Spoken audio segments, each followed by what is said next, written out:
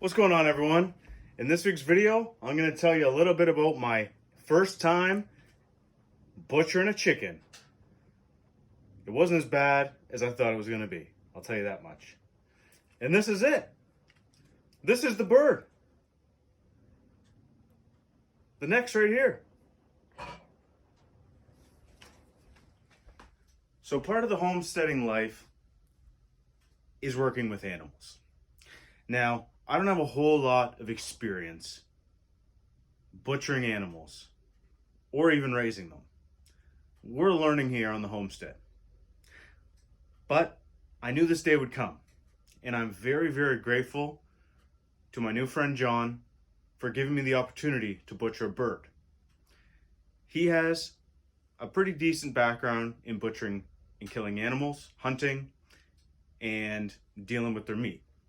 So when I got the offer to kill a chicken, butcher it, and then get the meat to feed my family, I knew I had to take him up on his offer.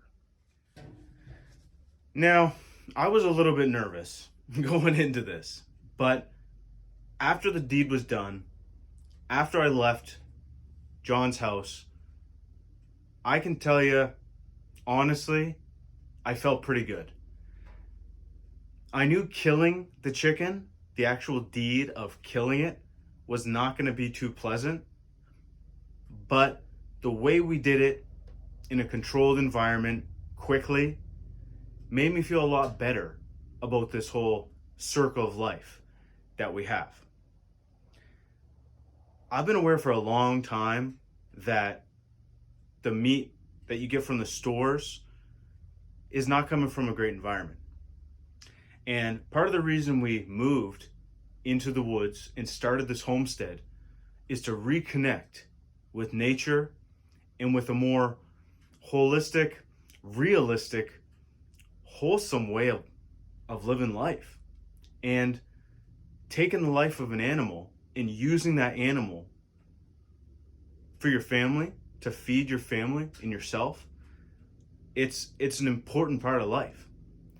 And when you can take an animal that has been given a fantastic life, kill it in the most humane way possible, and then use as much of that animal as you can so none goes to waste, that's a fantastic skill to have, and a very important one too.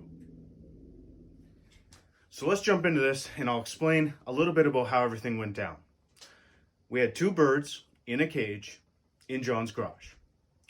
The birds were extremely fat and weren't really doing much. They weren't laying much, and they were just eating a lot of food. So their time had come. Now, we took a cone, the kill cone, took the bird, flipped it upside down, and stuck it into the cone with its head coming out of the bottom, which you can see here in this little video.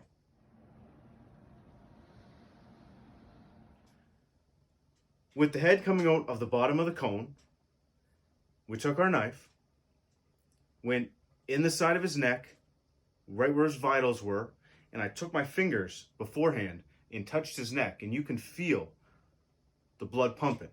So I found where those vitals were, I took my knife, went behind the vitals, and then pulled outward, cutting all of its major veins. Now, if I'm getting some of this terminology wrong, sue me. From what I've read and what I've been told, it is important not to just pierce the heart of an animal to kill it. It's actually better to cut its head off or sever the major veins and let that heart pump for a little bit to help drain the blood out of the bird. So that's what we did.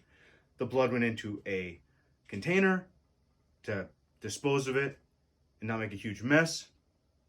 And once the bird was obviously dead, its body calmed down, wasn't moving, we took the bird, put it on the work table on some cardboard, and then the work begins.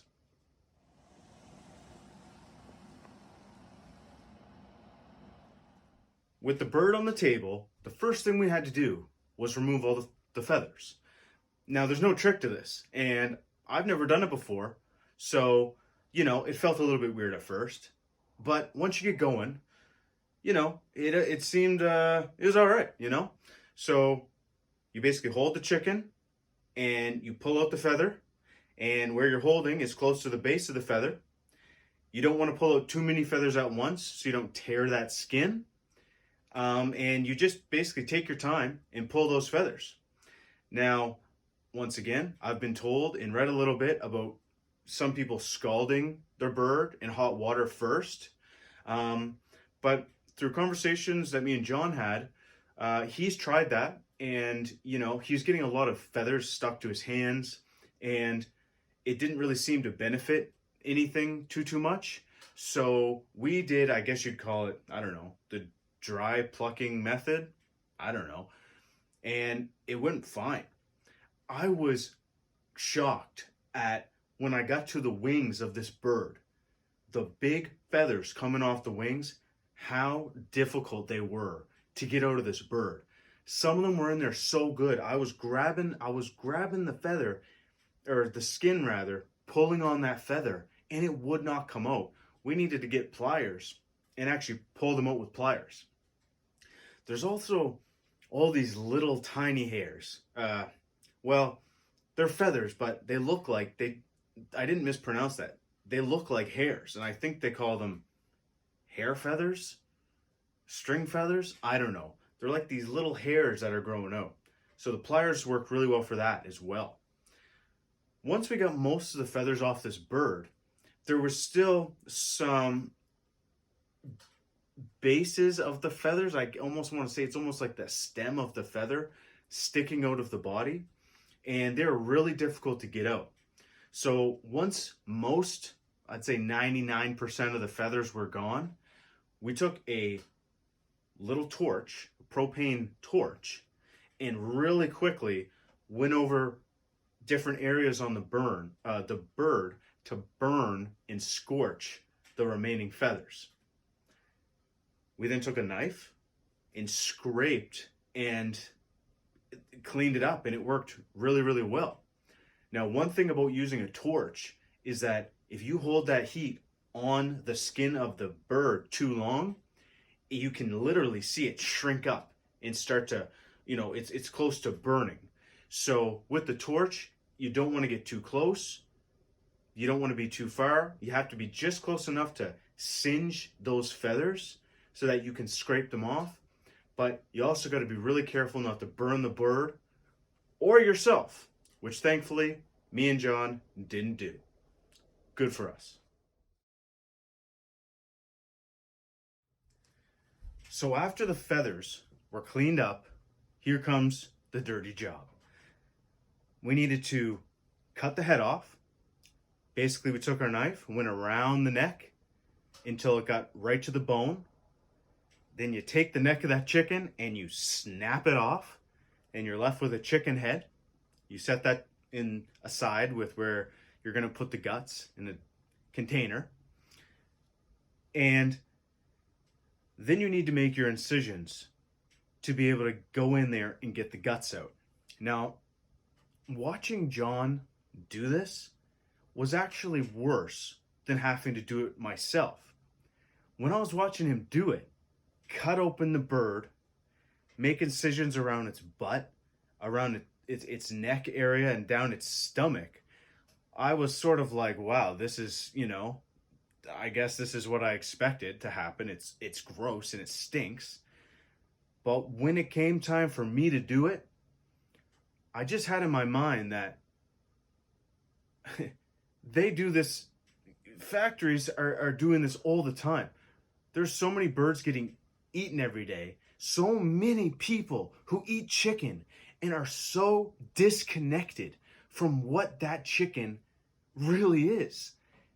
So I just found this place in my brain that knew that what I was doing was actually more natural than going to the supermarket and buying some frozen chicken breasts.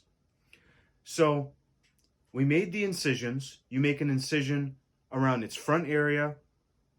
Then you make a large incision down its stomach and around its butt.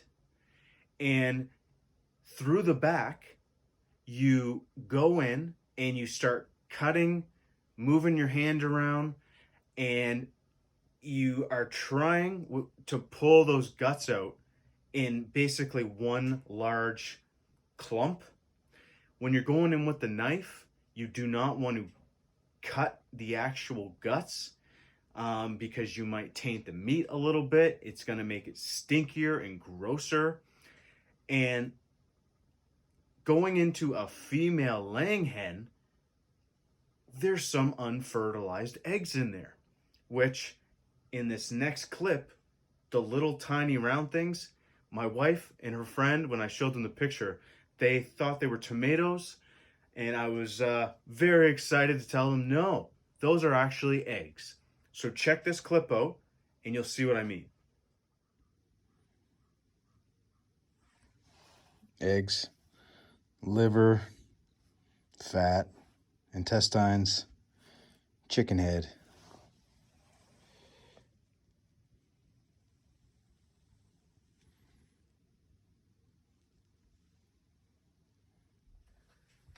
So with most of the guts removed, the next thing you need to do is get in there with your knife and or your fingers, and you need to basically clean out everything you can. You want to take everything out of that bird. You don't want any guts left. You don't want any nasty stuff. You're trying to have basically just meat. And with the birds that we butchered, there was a lot of fat. And what John was explaining was that some fat is okay. But when you go to cook that bird and there's huge wads of fat, you're going to get basically really slimy meat. So while you're doing this butchering, it's a good idea to cut out most of the fat. You're always going to have some left over, and it's going to be fine, but you definitely want to get rid of those big chunks of fat. So the next thing we did, and I might be getting the order a little bit wrong here, but the next thing we did was have to get rid of the chicken feet. So similar to the head, we took our knife, we went around the base of the foot, which is sort of, I guess you'd say, like around the knee area. We severed the tendon and cut right down to the bone, and basically took it and cracked it back and forth to separate the bones from the cartilage. Now, John had no plans with the feet, but my brother-in-law, Gable, shout out to Gable, he had killed his ducks, butchered them, and made these incredibly cool pieces of art with the feet. So I completely stole his idea and did the same thing. Check this out.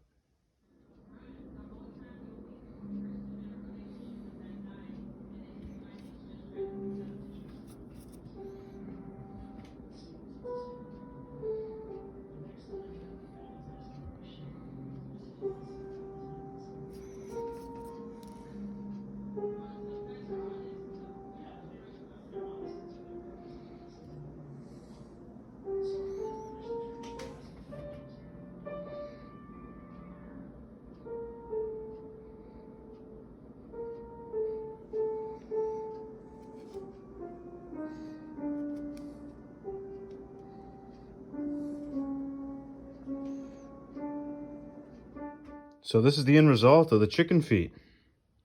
We got our stone in there. Go to some better light. The claws wrapped right around that stone. Look at that. Little dinosaur. Just beautiful.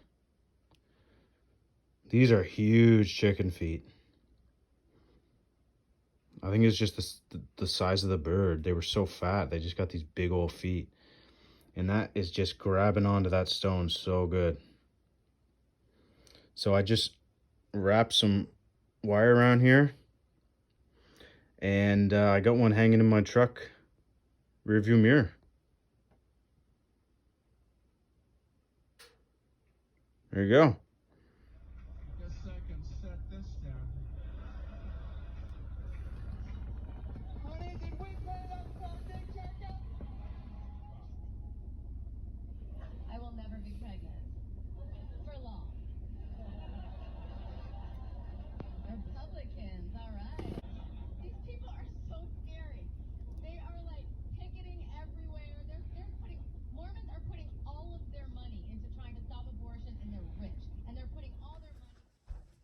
So with the head removed, the feet removed, the guts cleaned out, the feathers removed and scraped off, this bird is starting to look like something you'd see at the grocery store.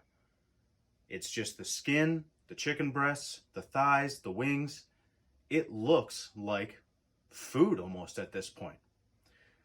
The next thing we did was we took our newly cleaned out bird and we basically put it in some cold water, got our hands in there and rinsed out as much of the guts, blood, everything out of the bird and tried to clean it as good as we could. After it was cleaned up and set aside, John went out, got some nice cold water, and we used a cooler just because it was the right size.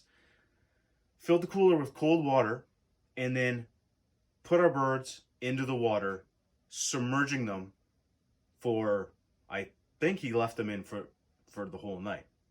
Now, I asked him actually today when I picked up the bird, what was the purpose of submerging the birds in the water? And he wasn't really sure. And I'm not really sure either. So I've got a book on butchering that I'm going to read. And when I figure it out, I'll let you know. Because the next day when he took those birds out of that bath, we'll call it, similar to when we clean the bird, a lot of stuff floats to the surface of the water. In this second bath, a lot more stuff had come to the surface as well. This bird is clean, and this needs to be cleaned.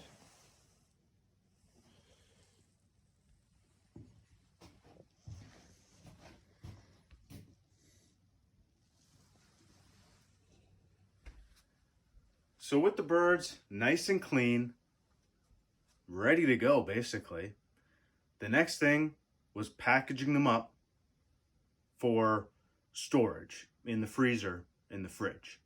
Now I wasn't there for that, but basically it's a bag, you put the chicken in, you hold it tight, you submerge that bag into some hot water and it shrink wraps around it.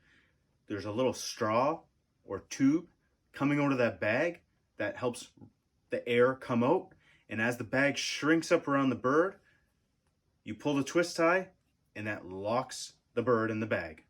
From there, it was put in a freezer and voila, shabamo, you got yourself a bird. Now I can't tell you a whole lot of information about how big a chicken's supposed to be, but this is like a turkey. This bird is so fat. It's ridiculous. How many pounds?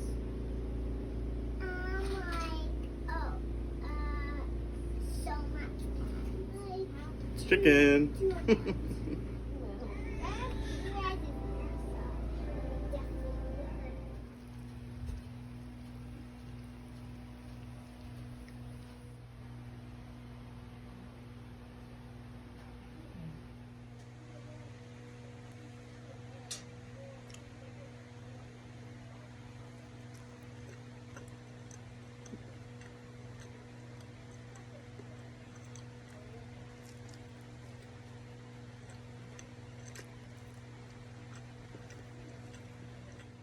Now, one side note I want to make about butchering birds, and John agreed with me.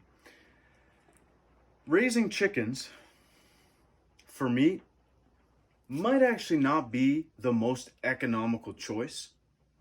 And what I mean is you can go to the supermarket and you can get a whole chicken for pretty darn cheap. If you're thinking about raising chickens and you think about, the feed, the cost of looking after their coop, potentially having heated water or a heat lamp in the winter, those costs can add up. Plus all the time it takes to do everything that I just described. So one other thing I wanted to briefly talk about was defining what we're doing here. When I'm online, I hear a lot of chatter about off-grid, homesteading, yada yada. And I just wanted to define what it is that we're doing on our property and why we call it the Stronghold Family Homestead. And it basically boils down to this. In our lives, we've witnessed the family unit become weak, separated, you could even say. We look at our grandparents and our great-grandparents. They had skills. They knew how to survive. They had community, and in their homes, they produced things. Not everyone, and not everything, but they definitely did a whole lot more than what we do today. Whether it was making clothes, butchering animals, milking cheese, baked goods, I mean, you name it. Everything that they relied on, they, most of the time, had a pretty decent understanding of it. Now, back to the homestead. The reason we called it a homestead is because I believe that a homestead is trying to hold on to and embody those same values that our grandparents, great-great-grandparents had. We want to have a home that is not just relying on the input of things, where I have to go out and work, make money, and then my money has to buy everything that comes back to us. We want to stop that chain. And that's what a homestead is to us. A homestead is a place of production. We're producing things to help us live. Whether it's the fastest or most economical, it's probably not in some cases, but in other ways, it is by far. And we're so obsessed as a society in getting things quickly and cheaply that we've lost those skills, the community that we had built. We have lost these things. And if you agree with me, then please continue watching these videos, because we are all in on making this homestead work. We want to have a thriving family unit that produces things, that builds skills and builds resilience. I'm not one of these people who has a bug out bag and is waiting for the world to end. I'm not. Not saying it's not a bad idea, but what I am is learning as many skills as I can so that whatever comes my way, whatever comes my family's way, we can be prepared for. And when you're prepared, you feel good. You feel really good. And it's been incredible going on this journey of acquiring new skills, because it's like every time I learn something new and then I go back out into town, go back to the city, I look around and I start seeing things a bit differently. I see people who might not be able to make it if the trucks don't come from somewhere else with all their food and their milk, and freaking out about toilet paper. The world's gonna end and you're concerned about getting toilet paper. I mean, Jesus, Murphy, it's insane. So the off-grid thing too, off-grid, I feel like online, people are nerding out about it and going insane. When you're off-grid, you're just not getting power from the power company and you're making it yourself. I mean, conversation's over. I enjoy the technology. I enjoy the fact that I'm my own power company, but I really enjoy being in control of the power that my family uses and knowing how to deal with it, how much we're using, and what is the true cost, not only financially, but for the environment, to the power we're using and the devices that we want to power. So the Stronghold Family Homestead is dedicated to acquiring new skills, getting back to the fundamentals of what it's supposed to be human, in my opinion, and we want you to come on this journey with us. So I hope you like this video. We'll see you next week. Ciao for now.